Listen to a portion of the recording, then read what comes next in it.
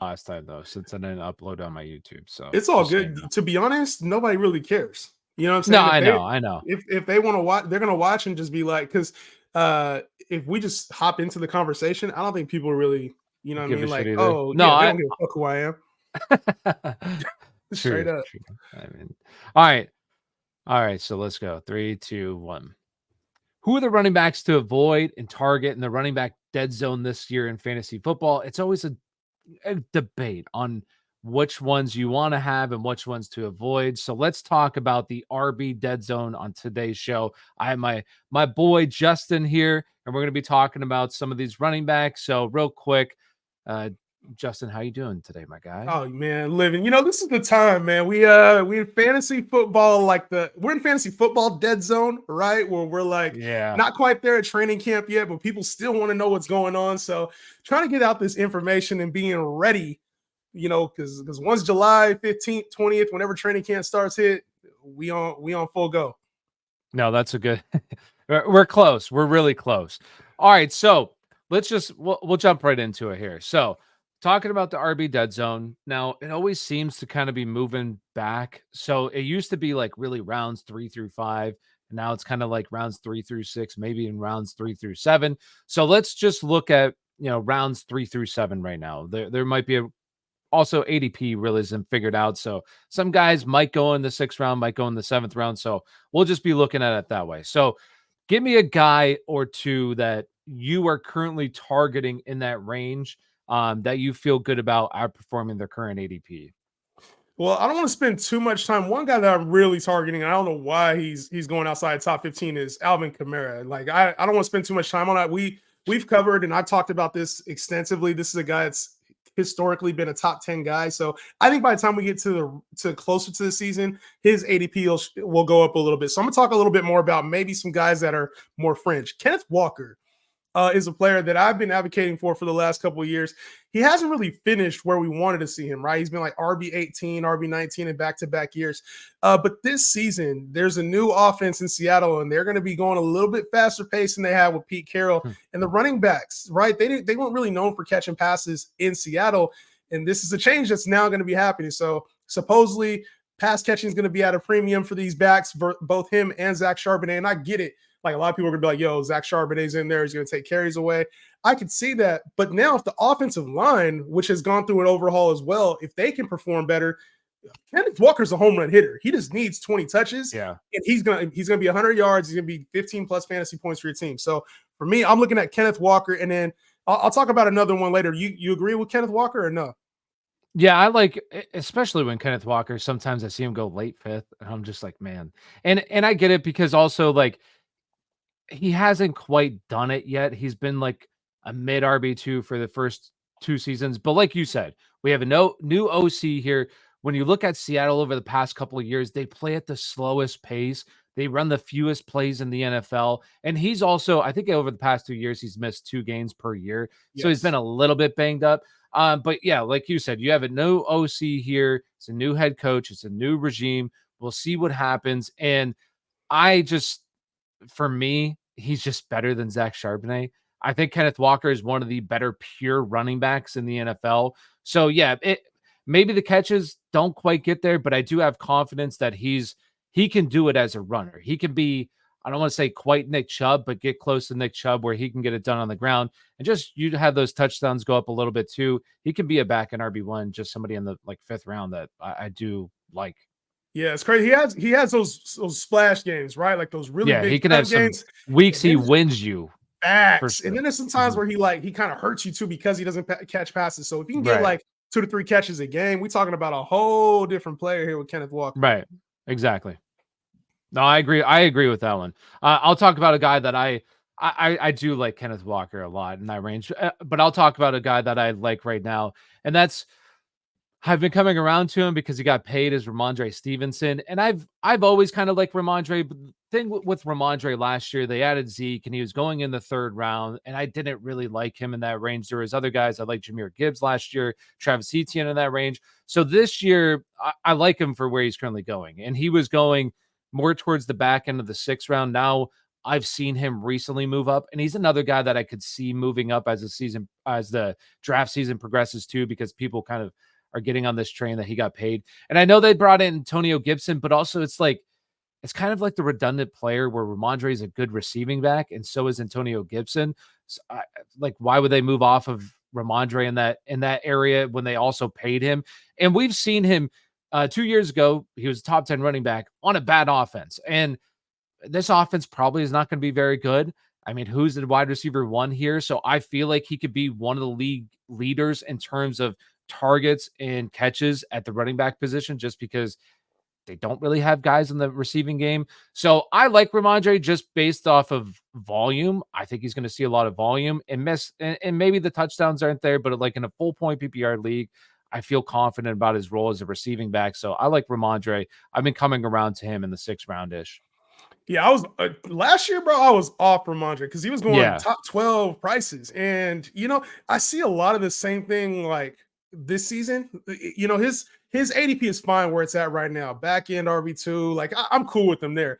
But if that contract, which just was announced over the last couple weeks, if that continues to be a factor in driving his ADP up, now I might be back on the same train, especially because Antonio Gibson is going to take a lot of that passing game work. They didn't bring him there in order for him not to be utilized as the passing game back. So for me, I like Rhamondre, but at cost right now, if it starts to get, he's a player for whatever reason the fantasy community loves to see, like they love to hype him up. He tends to go higher than he should. I don't know, man. He was a 5th round guy coming into, or 4th or 5th round guy coming into the league.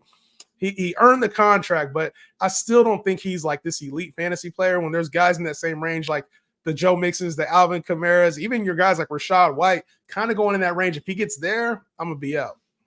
No, that's fair. I would say if him and Kenneth Walker would be kind of like, I guess I would probably lean. It depends on what kind of league. If it was full point PPR, honestly, I would probably go with Rhamondre because I'm not. I do think that Antonio Gibson. Walker? Yeah. Nah. Ain't no way. Here's the thing. If it's full point PPR, I know that you're saying you're hoping that Kenneth Walker catches the ball more. But the problem with Kenneth Walker, even coming out of college, was the concern for catching passes because he didn't do that in college. And while, yes, he could be a decent receiving back, who's to say he's going to have that role? Like they did draft Zach Charbonnet, who was used in that type of role. So in a full point PPR league, Kenneth Walker needs to run for 10 yards to get a point. Rhamondre could catch a pass that goes for 0 yards, and you have a point. Because Rhamondre is getting 5 yards. Because Rhamondre is getting 20 carries for 80 yards. Kenneth Walker take 15 and go for 120. That's the difference. I'll take that. Is the difference. But also, I can have 5 catches that negates a lot of that out of Rhamondre because you say you like Antonio Gibson. Antonio Gibson has done really nothing. Like he got supplanted last year as a pass catcher. Okay. Sure. But also, once again, like Rhamondre is a good pass catcher too. We've already seen it out of Rhamondre.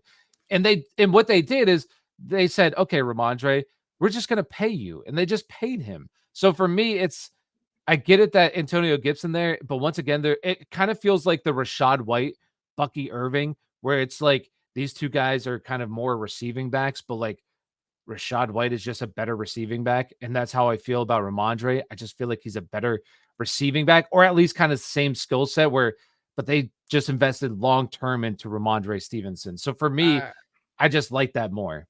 I know Seattle's going to score like at least 2 touchdowns a game. I will say this. I prefer 15 touchdowns all season. I do prefer like thinking about it. Like I would prefer the more, he's more explosive than Rhamondre. I'd rather have Kenneth Walker over Rhamondre, but I do think like in the 6th round or 5th round, it's kind of like that's the true RB dead zone. There's a lot of guys outside of Kenneth Walker who a lot of times kind of goes early 5th, late 4th. Once you get to like the late 6th, 5th round, it's like, because Kamara, it depends on what site too. Kamara sometimes even goes like early 3rd, 2nd round, depending on sites. So that's more appropriate than where he was going like the 4th, 5th round of some of these sites, man. But in on that sleeper, zone, I tend to fade a lot of the running backs right there, right? Like you're kind of like the Stevenson era. And then it's like the top 20 to 25 right there, that not the top 20, but in that 20 to 25 range, there's a lot of question marks, right? So I'm starting to look like that's a lot of like the last receivers that go. So one of the running backs that I've been taking a lot of after I've grabbed my receivers in either one really good elite running back or maybe two elite running backs, now I'm taking a guy that we kind of, the same thing as Rhamondre Stevenson, right? Last year, a little overhyped, but then came into, he still played decent. But Tony Pollard, right? This was a guy that, for whatever reason, jumped up to like the top 5-6 running backs at one time last year in PPR leagues, at least as far as ADP, which is wild to me. And he finishes the RB 14, which is like, if you look back at it holistically, like that's a good finish for a player, but we took him just too early. So now he's going as, just like Bijan, same thing. Now he's going as the RB 26. And there's a lot of value for me on this Titans offense that's probably going to be a lot better. Probably going to be using him exclusively in a receiving role, which in Dallas, we saw that's a strong suit for Tony Pollard. So I know Tyjae Spears, there are a lot of people excited about what he can be or what he could potentially be. But this offense, I think it's going to move a lot better when you got, Will Levis taking another step forward. You added Calvin Ridley. You added Tony Pollard already to a good backfield with Tyjae Spears. Give me Tony Pollard, who's, even over the last 2 seasons has been a top 15 back, whether it's been as a starter or in a complimentary role.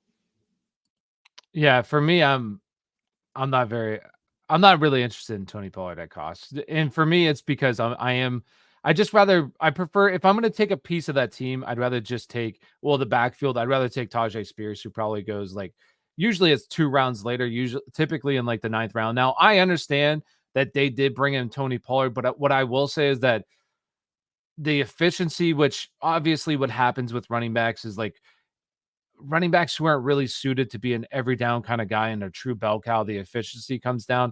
And that's exactly what we saw in Tony Pollard last year. So if he's able to just take a little bit of the workload off, which I feel like they're probably going to do with Tyjae Spears here, that efficiency may go back up. But also, I was a big fan of Tyjae Spears coming out of college. So I like what he can do. And last year, you also look at him, he caught over 50 passes last year. Like, here's a good receiving back. And one of the more efficient receiving backs in the NFL last year. So how I look at this is like, once again, and this is kind of like the Antonio Gibson, Rhamondre Stevenson thing. Like, I feel like these guys are similar in their archetype. They're not every down kind of guys. So it's kind of weird that they brought in Tony Pollard rather than like, I don't know, more of a bruiser between the tackle to replace Derrick Henry. So unless they think Tony Pollard is just better.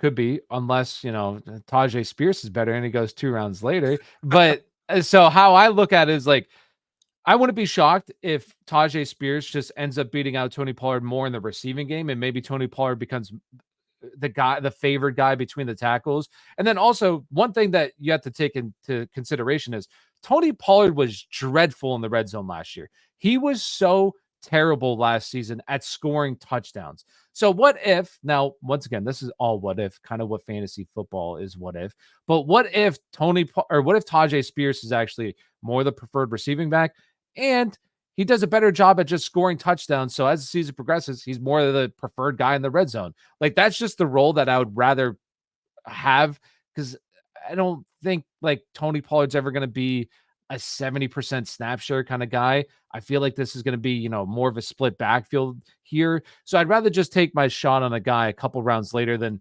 where Tony Pollard is, where I like, like Najee Harris, for instance. I feel better about his role in the offense than I would necessarily about Tony Pollard. So that's how I feel about it. Yeah, we done seen him in a 50% target, split carries, and he's been fine fantasy wise. So even without a whole lot of touchdowns, I still think Tony Pollard, man, he's to me, he's just a value where he's going right now. And you talk about, he's much better than last year. Basically, as an RB3, for very similar upside in my opinion. And once again, it's not that I don't like Tony Pollard. It's just why take Tony Pollard when I can take Tyjae Spears? Just how I look at it. But I do think like, who else you like in that range? So you talking about, obviously we talked about K-Walk. I got Pollard and K-Walk, and you mentioned getting some other players. Who else you like in that range? For me, I mean, those are really the guys that I kind of target, but I guess I'll go with a guy. It's not necessarily I love him. I'm starting to come around to him quite a bit, and that's James Cook. And the reason why I'm starting to come around to James Cook, once again, I don't want to say I'm targeting him like every single time because that's a good round, in my opinion, too, for the wide receivers. I like a lot of the wide receivers that are going in that range.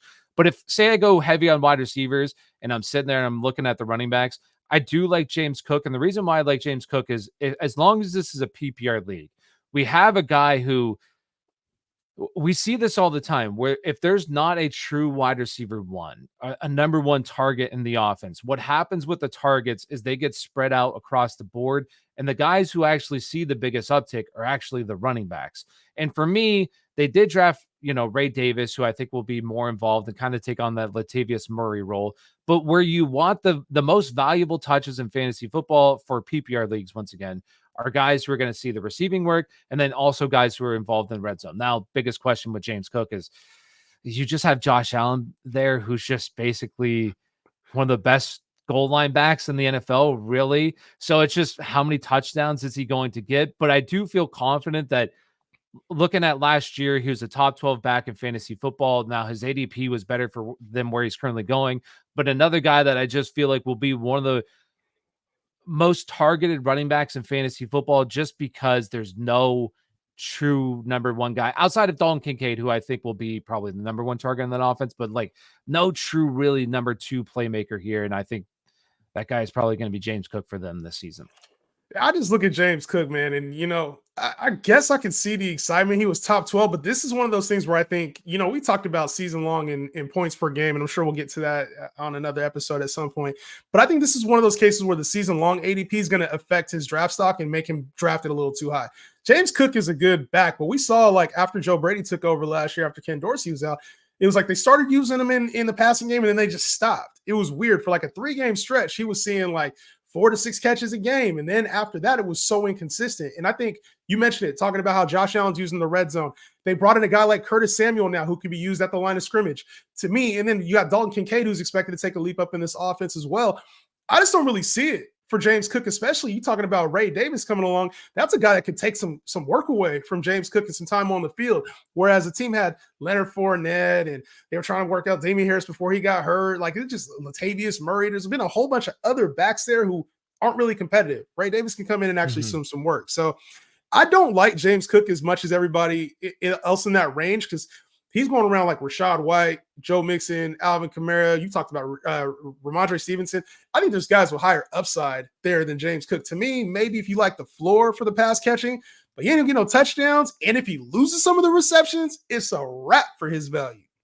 No, 100%. But I will say, I think he was like 3rd or 4th in the league in rushing yards. I just think that there's definitely value there with him. And I don't see him like losing a bunch of it. But there are some guys that, once again, ADP's kind of, we'll see where players end up going. And Rachaad White does go around, usually a little bit earlier. But if he is there, obviously him. But yeah. So did you talk about a guy that you didn't like in that range? A guy that I don't like. I haven't talked about a guy that I don't like in this range yet. A guy that I don't like in this range. It's for me, it's tough because everybody sees my face and whatever, and they're like, this guy's a Najee stan, right? There a lot of people that know me on TikTok or seen my YouTube videos, they know that I've been kind of a Najee advocate. But the guy I don't like in this range is Jaylen Warren. And to me, he's RB, RB 25 to RB 30 range, depending on where you're at.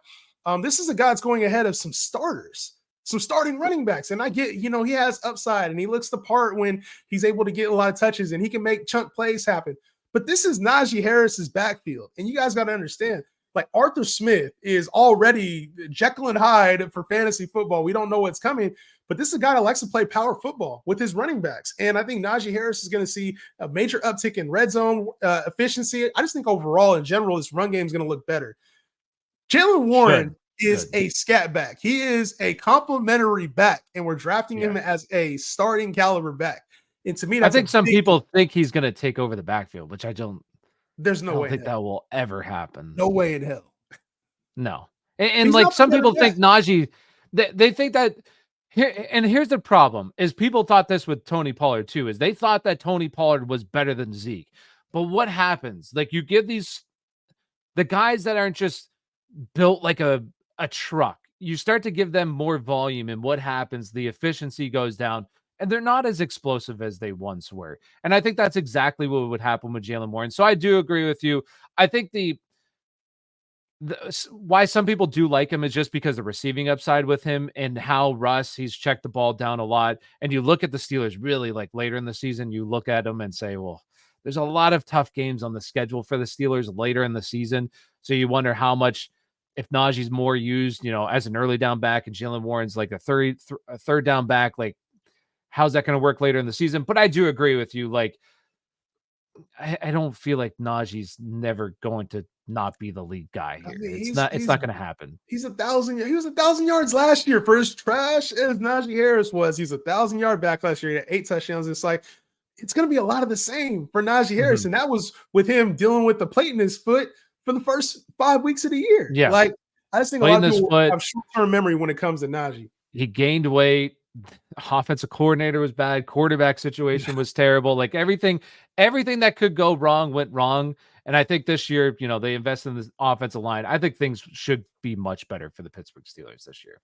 Shit, I'm with you, man. I just don't think it's going to be Jalen Warren the beneficiary. That's how I got it. What about you? No, I mean, a guy that I'm really avoiding in that range, there's a couple of guys, like I don't really like Aaron Jones. Like if I can get Rhamondre Stevenson, I'd rather just take Rhamondre. But also, once again, I really do like some of these 6th-round wide receivers.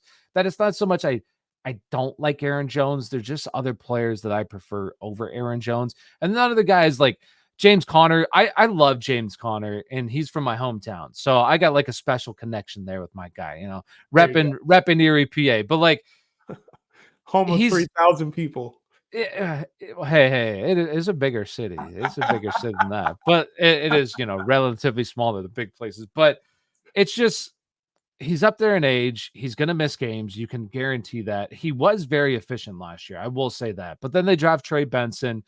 I think Trey Benson is going to be involved in this offense. And then what happens, James Conner goes down midseason, has to go on, short-term IR, spends the 4 weeks, and Trey Benson is just electric, and he looks really good. And he's a young guy, and he's definitely the air replacement for James Conner. What if when you need him the most, James Conner, second half of the season, he's starting to lose quite a bit of his workload to a guy like Trey Benson that they just drafted in the 3rd round. So I love James Conner. I love the player. I think he's has been throughout his entire career, just a very underrated running back for how good and efficient really he is. But it's just, I'd rather just take Trey Benson, who goes typically like 3 rounds later, and just take that youth over a guy like him. I think a lot of people were excited about what James Conner did efficiency-wise last year. And I think another tabled topic is efficiency. And I think how it's a little overvalued in fantasy sometimes. For real football, I think there's gems there about how a player played in the past season. But I think when it comes to real football, we look at the efficiency that James Conner had. And now we're looking to overdraft him, I think, this year when this team has youth movement written all over it. It has, we're going to invest into our players. Probably not going to be a great football team this year, but we want to see what this next wave has. They started drafting their guys over the last 2 seasons with their new coach now. This feels like a transitionary phase for James Conner, who's been a good back when he's been able to stay on the field, but that's one thing about him too. He's been a little bit injury prone as well. So you have to take all these things into factor when you're drafting James Conner. I think you're right on, man. Like, I can see the excitement for somebody who's looking at it holistically. And if maybe he didn't get hurt and we knew he wasn't going to get benched, that's the proper spot for him. But I think he's being overdrafted right now. Yeah, he goes in the 6th round. There's a lot of players that, going in that range. And like we just talked about, I mean, I'd rather take Najee Harris, who typically goes like a round later. I mean, you like Tony Pollard round later. So, no, I agree. And once again, I love you, James Conner. Right? I love you, my guy. Yeah, he's been through a lot, man. When he was on the Steelers, been a great career. It has been. Took over for Le'Veon Bell, had a fantastic year for the Steelers. Got to play for hometown. Went to Pitt. Great story. Love James. All right, so let's talk about how about, and we'll kind of transition here where it's not so much the RB dead zone, although it's hard to really classify what exactly is the RB dead zone. But let's talk about, since we're kind of talking about like a committee backfield where we have some of these guys, Tony Pollard, Tajay Spears, Najee Harris, Jalen Warren. How do you feel about the Cincinnati backfield and a guy like Zach Moss and Chase Brown, which one do you prefer? And maybe even both, because honestly, they're not that expensive. Sometimes Zach Moss kind of falls into the 8th round, so it's not too bad to really acquire both of these. Or is there a guy that you prefer over the other? I think you'd have to draft him for two different reasons, right? Like, so I think the safer option obviously is Zach Moss. He's going to have the workload, I think, coming in, and Chase Brown is the upside, right? I prefer Zach Moss because we saw what he did with starters touches in Indy, and it was phenomenal, right? Like, and he can catch the rock. He can be the only back if needed. They can lean on him. He can play the mix and roll, I think, really well. Whereas even if Chase Brown got the full workload, I'm not sure that we would see the level of production that we'd want to see. It kind of reminds me of like a Najee Harris and Chase Brown. I think there's a similar theme going on here with a lot of teams' backfields.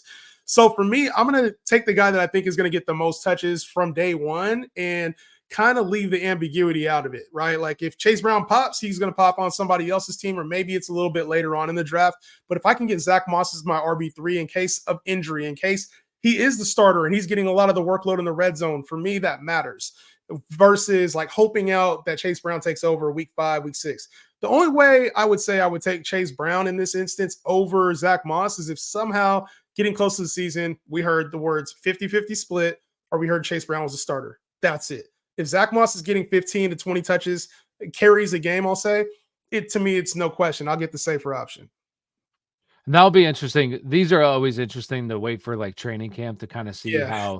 how the words playing out. And that's what you don't want to listen to training camp hype about this guy or this guy. The most important thing in training camp are these ambiguous backfields that we're not quite sure how it's going to play out, and seeing who's getting the first team touches and that kind of stuff. Although I will say, last year, DeAndre Swift was not getting first team touches, and he ended up overtaking that back. Well, Kenny Gainwell got hurt, and so that's it opened the door, and that's what we could have here. This is why, for me, once again, like we talked about Tony Pollard, Tajay Spears, I'd rather just take the guy who's going a little bit later. Now, I will say, how I anticipate this backfield playing is kind of what I just mentioned. How once training camp happens, we're definitely going to get word at who's getting first team touches, and whoever that player is, they're going to fly. Like, I don't want to say necessarily fly up the board, but move up the board quite a bit. And I think Zach Moss, I would not be shocked. I'll say this. I don't think that there's ever going to be a true workhorse in this backfield. I think it's always going to be kind of split, and both these guys are going to get work. Now, where I can see Zach Moss like seeing more work than Chase Brown is more maybe in the receiving game, possibly if he's the better, pass blocker in pass pro. Also in the red zone, I think Zach Moss could probably be more the goal line back here compared to Chase Brown. But we'll have to see how training camp's going out. And I also think he'll move up the draft board. But right now, I really do like Chase Brown, sometimes even going in late 10th round. I love that because what we have, and I know we just talked about efficiency, but last year, Chase Brown was uber efficient on the touches that he got. Now, it wasn't that many, but we saw big explosive plays. He was honestly really productive in college. And he was kind of like he's like, we're getting out of it now, but the COVID year of college just messed up a lot of these guys and how you would really look at these guys. And he was a big player that was affected by the COVID years and stayed in college a little bit too long, but he goes to a really good situation. And another thing is, I really wouldn't mind even drafting both of them at their current ADP just because they are going later, and say Zach Moss ends up just overtaking the backfield, and he's a bell cow. I mean, that's a guy who's probably going to be a back in RB1 in fantasy football and one of the best offenses in the NFL. Or if Chase Brown ends up overtaking the backfield, he's another guy who's probably going to be an RB1 in fantasy football. And just at their current price, it just makes I don't mind it. I hate taking running backs on the same team. I really do.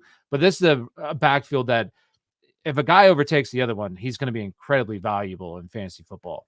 Well, you make some really good points there, dude. Like, because if Chase Brown hits, it can make your team, right? Like, obviously, there's a chance that. So this is a big risk reward play that you're not having to really pay a whole lot for. Yeah. It's just if he's not good, if he's not overtaking Zach Moss at any point, he's probably going to be a roster clog.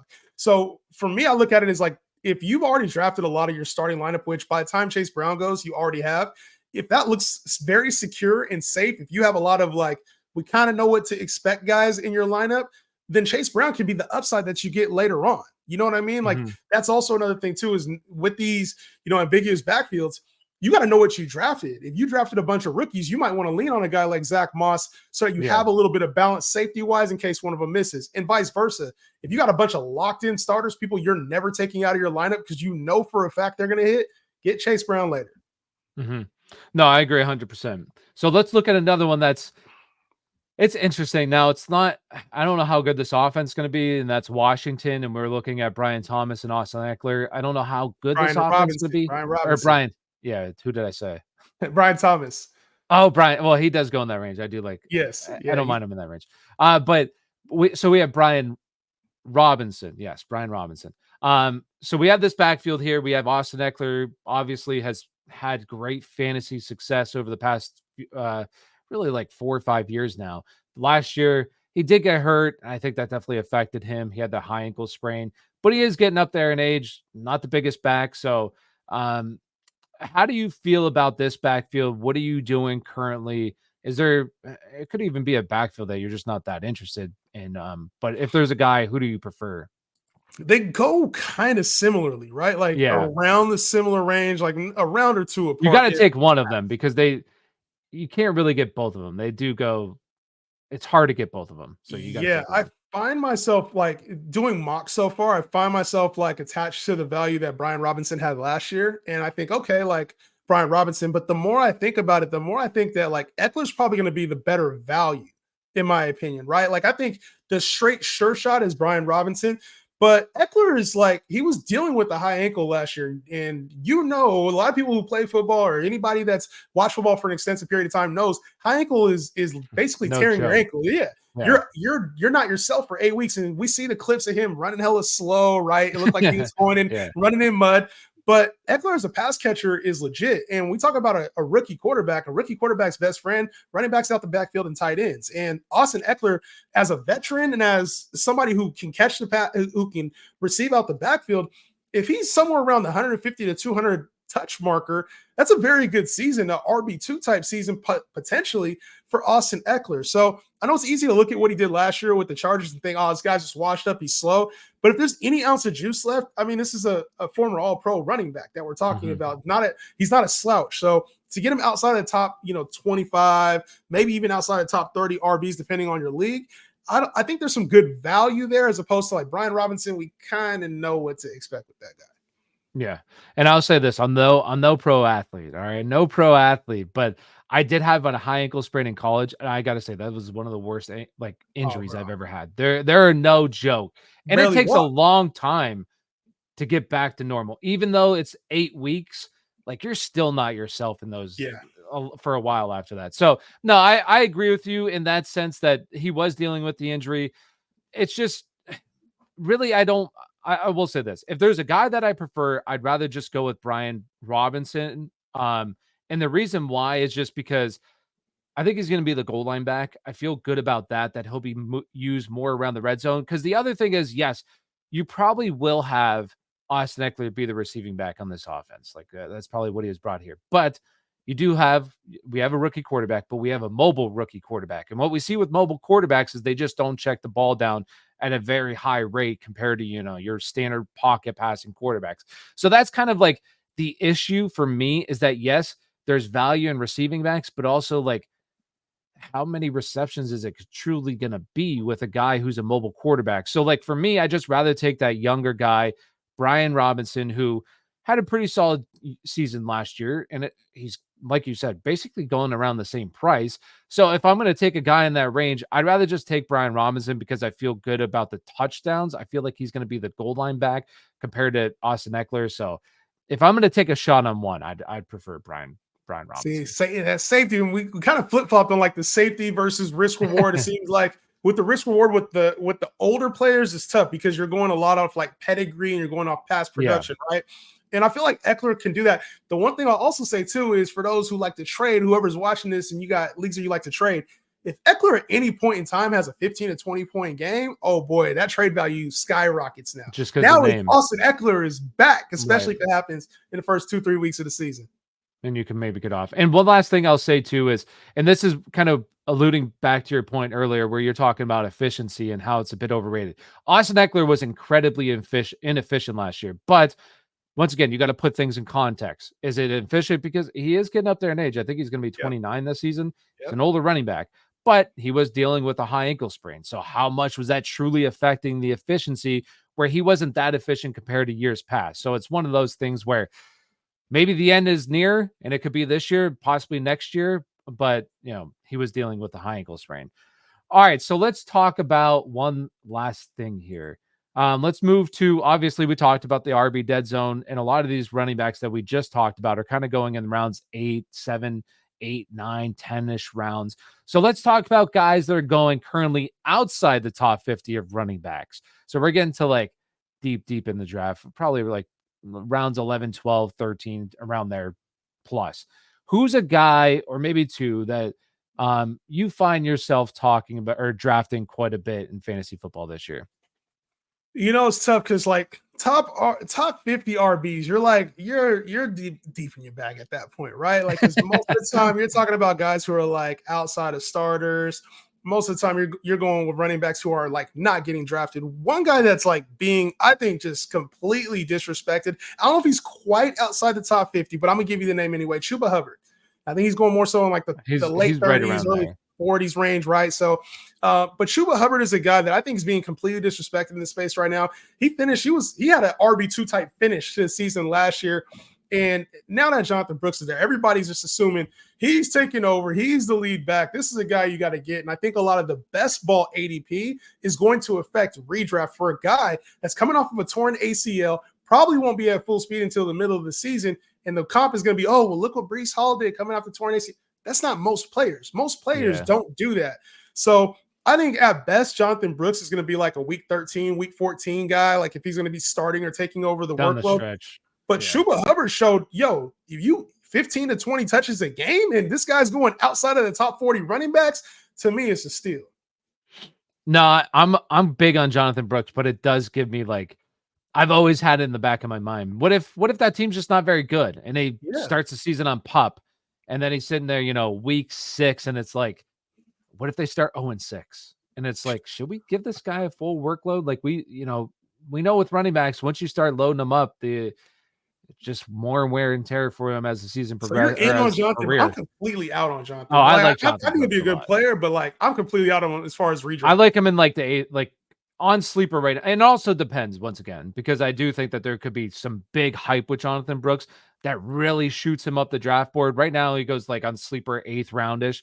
And I like that just because the players are like, starts to get like, just take your guy, kind of range. So, but I wouldn't be shocked if Brooks could potentially start on PUP. And you really, Chuba Hubbard would probably be the guy there because Miles Sanders, like, he's just not very good. Like, you've seen Miles Sanders. He's probably going to get cut, for being real. He could. I mean, but could potentially, I still holding out hope. He'll always be my darling. Rashad Penny.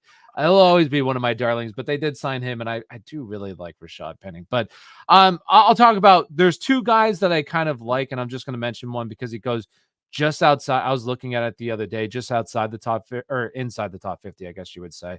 And that's Kimani Vidal. Like, I know a lot of people like Gus Edwards, J.K. Dobbins, and he's currently going in like rounds 12-ish range. And it's just a guy that like Gus Edwards is, in my opinion, a jag. He's just a guy. Like, is he good enough to get the job done? 100%. 100%. But what if Kimani Vidal just comes in here and he's really explosive and he's a pretty good back in the receiving game, and he could be in college? He was a 3-down back. He has a 3-down skill set. He has size. He has athleticism. He broke tackles at a high rate. Now, he did go to Troy, which obviously you want to look at because it's not one of the Power 5 school, but he's an interesting player where there's just not a whole lot of risk for a lot of reward, in my opinion. And if things don't go well, he's an easy guy. You just cut and get one of those guys early in the season to replace with that can be, a potential Kyron Williams, Puka Nacua type of player early on. We always see high-end players early on. The other guy is kind of similar in Tyrone Tracy. It's like we have Devin Singletary there, who I like Devin Singletary, but he's another guy that's just kind of like a jag. He does everything kind of well, nothing spectacular. and he's with Brian Dable. That gives them that, in my opinion, extra security because they're just so familiar with each other. But Right. you have Tyrone Tracy, who is a converted wide receiver that had a pretty good season last year. He's an older back, but you wonder, is his first year being a running back, he could potentially get better, and honestly was pretty good last year. He's an explosive player. This offense needs explosive people because they really only have Malik. So he's another guy that's just going later in drafts where if he's like RB4 to start the season on the depth chart, may not even be suiting up in games. And he's just a guy that you can just week one, you cut and just replace right away. You don't have to worry about him. Hopefully seeing volume, you can just get rid of right away. So those are two guys that I like. I think Tracy, I'm with you there on the upside there, especially pass catching upside. If he's able to carve out that role, kind of be damn near what Devin Singletary was in Buffalo. Like you get him, start pass catching, whatever. And then Kimani Vidal, I'm not sure I'm really on that train yet because I think Gus Edwards is at least going to be the red zone workhorse. Probably see somewhere like 250 carries. Like Jim Harbaugh runs his guys pretty hard. So unless he just becomes a starter there, I don't really see it the same way. But as a dart throw, somebody you can let go of in week 1, week 2, I don't really think it's a terrible thing. The last guy I have though could be like I hate to say this, and I don't want to frame this. This is the kind of back though that can win your league, like Blake Corum. And we're talking, obviously, we've been talking a lot of rookies here. Blake Corum to me, a guy that was extensively used in the red zone in Michigan, 27 touchdowns the senior season. Like we talk about Harbaugh, like he used the shit out of him, and like McVay, we know he's the exact same way. Once McVay finds his guy, or if he's forced to play his hand, he runs them into the ground. Like that's just what he does.